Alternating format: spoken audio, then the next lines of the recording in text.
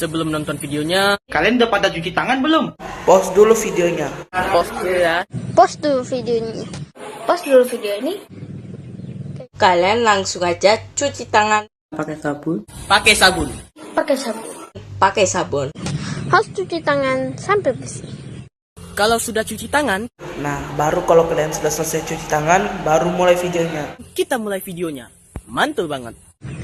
Tutup pakai masker ini. Setelah itu, lanjutin videonya. Kalau sudah, kita lanjut. Lanjutin videonya. Silakan lanjut tonton video ini. Lanjut videonya.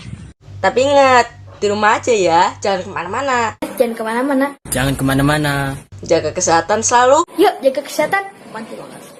dari corona sekarang juga. Salah. Nah, mantul banget.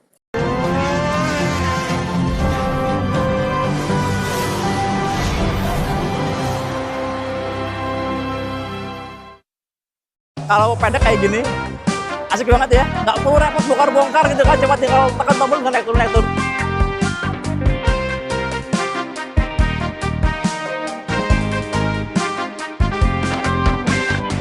Siang teman-teman otomotif TV, apa kabar? Kesehatan bahagia selalu, selamat dari amin. Kali kita lagi ada di IMOS 2025, langsung di depannya Yamaha X-Max 2025. Ada banyak yang baru teman-teman, tapi sebenarnya nggak terlalu mengagetkan ya. Kenapa? Karena sebenarnya motor ini udah launching duluan di Eropa, di Jepang, sekarang baru di Indonesia. Jadi aneh banget ya. Ini motor X-Max di seluruh dunia diproduksi di Indonesia, tapi malah bisa belakangan. Dapatnya bukan duluan ya, duluan di Eropa sama di Jepang. Nah, motor ini harganya dijual 75,3 juta, naik 3 juta kalau dibanding sama versi yang sebelumnya. Apa sih yang beda? Nah, sama-sama kita lihat teman-teman. Perbedaan paling utama adalah pertama warnanya ya.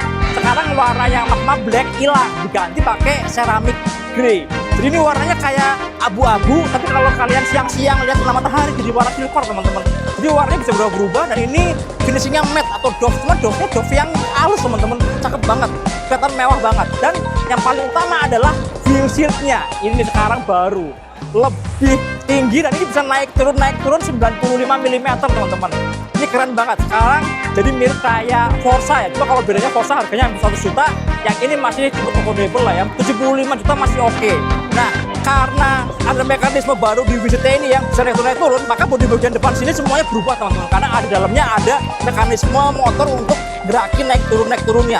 Dan kemarin saya sempat baca-baca juga, desainernya si X-Max ini cerita ya, curhat. Katanya tricky banget bikin wiset elektronik di Yamaha X-Max ini. Kenapa? Karena basicnya motor ini nggak didesain untuk wiset yang naik turun gitu teman. Jadi mereka benar-benar memaksimalkan ruang yang sempit ini gimana caranya biar bisa ada wiset elektroniknya. Makanya ada beberapa part yang diubah ya, misalnya kayak aki awalnya di depan dipindah ke bagian sini nih, di bawah si konsol sebelah kanan. Kemudian yang berbeda juga jelas ini ya, bodi depannya teman-teman, bodi depan ini semua berbeda, sampai lampu saya juga beda juga teman-teman. Nah, ini bagian depannya. Kita sama-sama lihat di area ini nih, speedometernya ya. Panel indikatornya juga berbeda teman-teman. Sini. Panel indikatornya juga berbeda. Kenapa? Sekarang dibikin kanan kiri ya. Ini tetap TFT, yang kanan yang kirinya digital biasa teman-teman. Tapi digitalnya sekarang warnanya dibikin sama tenangnya kayak yang TFT, lebih enak dilihat ya, lebih cerah. Nah, secara isi sebenarnya sama aja. Kenapa sekarang dibikin jadi memanjang ke kanan kiri ya? Nah, kalau awalnya kan dia numpuk atas bawah, sekarang jadi lebih memanjang. Ada dua alasan. Yang pertama, ngasih ruang biar si windshieldnya ini teman-teman bisa bener-bener miring ya. Jadi posisinya nggak terganggu. Kalau yang lama dia ada dua gini kan pasti akan mentok si windshieldnya. Yang kedua, mata jadi lebih mudah melihat info di panel indikator ya. Jadi buat ngelirik kanan kiri itu lebih gampang daripada naik turun teman-teman, daripada atas bawah. Nah, kita sama-sama lihat salah isi. Yang sebelah kiri masih sama aja, masih ada speedometer, ada voltmeter, ada odometer ya. Itu sama. Yang sebelah kanan, nah yang kanan ini ada info-info yang sebenarnya sama aja teman-teman. Infonya itu, nah nih ada musik, ada odometer, mata displaynya juga bisa diganti ya tampilannya. Navigasinya juga masih pakai Garmin. Ini harus connect ke smartphone juga. Ada notifikasi telepon sama pesan masuk, cuaca, setting, dan ini ada windscreen-nya. Nah, untuk menaik turunkan windscreen-nya, kita harus masuk ke dalam menunya dulu teman-teman. Setelah di sini kita klik, dan ini bisa naik turun nih. Nah ini bisa naik turun gini teman-teman. Jadi memang harus masuk dulu ke dalam menunya. Ini tinggi rendahnya naik turunnya 95 mm, kurang lebih segitu ya. Jadi secara total juga motornya jadi lebih tinggi teman-teman, karena ada sih wiset yang lebih tinggi ini teman-teman. Kira-kira kayak gitu. Oke teman-teman, ini kalau tombol-tombol bisa kasar-kasar teman-teman masih sama ya. tidak ada tambahan apapun. Ini ada tombol buat navigasi di multi function displaynya, kemudian yang kiri ada buat lampu jauh, lampu sen, klakson sama aja teman-teman, nggak beda kayak versi sebelumnya. Kemudian kayak keyless sampai segala juga masih sama aja kayak versi yang lama. Nah kalau dari depan gini nih, dari depan kayak kira-kira tuh asik ya. Jadi sini ada kayak batangnya nambahin panjang teman-teman, bener-bener dia naik ke atas ya. Kalau pendek kayak gini asik banget ya, nggak perlu repot bongkar-bongkar gitu kan, cuma tinggal tekan tombol dan naik turun. Dan yang saya suka juga adalah ini, di sini ada kayak pemegang si windshield-nya, bentuknya cakep ya.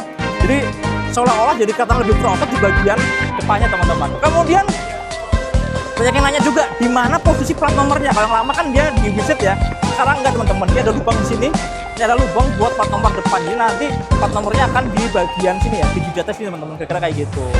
Nah teman-teman, ternyata efek dari windshield baru ini banyak banget yang berubah. ECU berubah, kabel bodi semua berubah. Jadi kalau misalnya ada yang berpikir ya, aku mau beli ininya aja lah, beli windshield sama mekanisme motor protektor ininya, ternyata nggak semudah itu ya. Ternyata malah jatuhnya bisa mahal banget gitu kan. Jadi kalau misalnya daripada upgrade susah-susah, bagian depan ini banyak banget yang berubah, bahkan sampai rangka pun berubah teman-teman. Rangka di bagian depan ini berubah buat dudukan baru si komponen-komponen windshieldnya ya. Jadi kalau menurut saya sih mendingan ganti PPKB ya, daripada ganti pasang windshield doang gitu kan. Sekalian beli motor baru. Ternyata kelistrikannya juga beda banget. ECU berubah juga karena ada tambahan juga di motor ini fitur baru, yaitu emergency stop signal. Jadi lampu sen belakangnya ini dia akan nyala berkedip cepet banget, kasih tahu kalau kita lagi hard braking. Jadi kalau kita lagi ngerem keras 6 meter per second deselerasinya, perlambatannya, maka secara otomatis si lampu sennya akan kedip kencang banget, mirip kayak hazard tapi lebih kencang teman-teman. Jadi kasih tahu kalau kita lagi hard braking, yang belakang biar bisa antisipasi, jadi menghindari tabrak belakang, kira-kira kayak gitu.